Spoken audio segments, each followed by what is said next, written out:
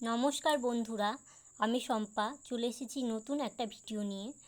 তো দেখতেই পাচ্ছেন এখানে কিছু প্যাকেট রয়েছে। তো এই প্যাকেটগুলোর মধ্যে রয়েছে কিছু গাপ্পি মাছ। তো এই মাছগুলো আজকে ছাড়া হবে। তো চলুন দেখে নেওয়া যাক। এই যে আমরা টোটোয় করে চলে যাচ্ছি আমাদের গন্তব্যের দিকে।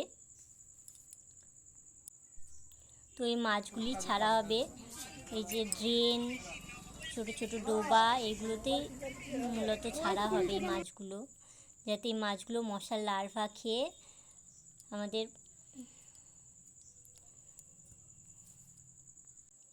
পরিবেশকে সুস্থ রাখে, মশার হাত থেকে মানুষকে রক্ষা করে। তো এই যে আমি কিছু মাছ ওখান থেকে সংগ্রহ করেছি। তো এই মাছগুলো আমি আমার বাড়িতে আমার পদ্ম গাছের টিউবারের মধ্যে আমি রেখে দিচ্ছি।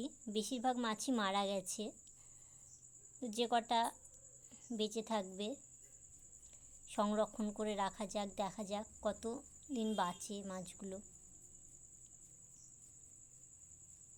এই মাছগুলো মূলত মশার লার্ভা খায়, যার জন্য এই মাছগুলো নিয়ে আসা।